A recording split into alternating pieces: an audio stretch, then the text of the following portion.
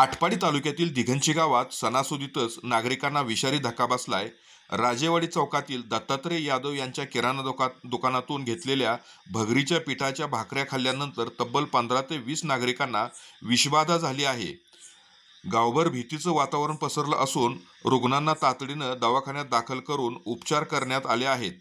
सध्या सर्व रुग्णांची प्रकृती स्थिर आहे, मात्र अजूनही काही नागरिकांना त्रास होत असल्याची माहिती समोर येत आहे। या प्रकरणी आम्ही उपचार करणारे डॉक्टर्स यांना भेटलो तेव्हा त्यांनी काय सांगितलं ते पाहूया। फूड पॉयझनिंगचे भरपूर पेशंट ॲडमिट झालेले आहेत, डे केअरला उपचार घेऊन गेलेले आहेत। कालपासून ह्या पेशंटची संख्या वाढतच चाललेली आहे। जेव्हा आम्ही त्रास झालेल्या पेशंट सोबत बोललो तेव्हा त्यांनी त्यांचा अनुभव असा सांगितला। जेवल्यानंतर 10 वाजता जेवलो, 11 वाजल्यापासून लागली उलटी व्हायला लागल्या। अशा घटना टाळण्यासाठी नागरिकांनी काळजी घेणं आवश्यक आहे।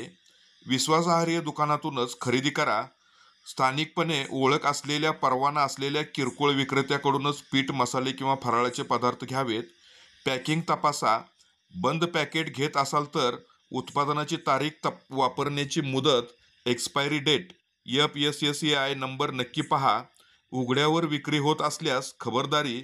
ज्या पदार्थावर माशा, धूळ बसली आहे ते खरेदी करू नयेत। सुगंध व रंग तपासा। भगरीचे पीठ किंवा इतर धान्य पिठे घेताना त्यात वास, ओलसरपणा किंवा बुरशीसारखी लक्षणे आहेत का ते तपासावे। थोड्या प्रमाणात आधी वापरून पहा। नवी जागेवरून घेतलेले फराळाचा पदार्थ त्वरित जास्त प्रमाणात खाण्याऐवजी थोडा खाऊन शरीराची प्रतिक्रिया पाहावी। तक्रार नोंदवा। जर अन्न पदार्थ निकृष्ट किंवा दूषित वाटले तर स्थानिक अन्न व औषध प्रशासन FDA कार्यालयात तक्रार करावी। पुढे ज्या दुकानातून माल घेतला किंवा ज्या दुकानातून तो माल येतोय अशा दुकानदाराने तो माल चेक करून घ्यावा आणि त्या दुकानदाराला माल चेक करून सर्व नागरिकांनी दिघंची परिसरातील नागरिकांनी तो घ्यावा, कारण जेणेकरून आपल्या आरोग्याला धोका होऊ नये ह्याची त्यांनी काळजी घ्यावी। आणि जे दुकानदार आहेत त्यांनी सुद्धा पुढचा माल घेताना अतिशय तपासून घ्यावा आणि जास्त जुना माल घेऊ नये। पॅकिंगवरची किंमत बघण्यापेक्षा पॅकिंगची एक्सपायरी डेट बघावी नागरिकांनी।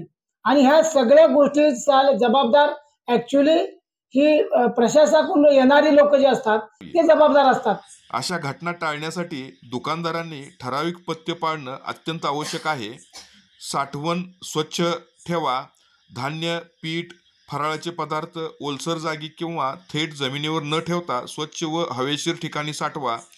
तारीख संपलेला माल विकू नका। एक्सपायरी डेट संपलेले किंवा खराब झालेले पदार्थ लगेच वेगळे करून टाकावेत। पारदर्शकता ठेवा। जर मोकळ्या स्वरूपामध्ये बल्क माल विकत असाल तर ग्राहकाला तो कधी आणलेला आहे याची माहिती द्यावी। स्वच्छता पाळा। दुकानात उंदीर, कीटक यांचा उपद्रव होऊ नये म्हणून नियमित फवारणी, स्वच्छता करणे आवश्यक आहे। FSSAI परवाना असावा। किराणा दुकानाने अन्न सुरक्षा व मानके प्राधिकरणाचा FSSAI परवाना घ्यावा आणि नियमाचे पालन करावे। कागदपत्रे उपलब्ध ठेवा। जर ग्राहकाने विचारले तर माल कुठून आणलेला आहे याची बिलं, पावती दाखवणे।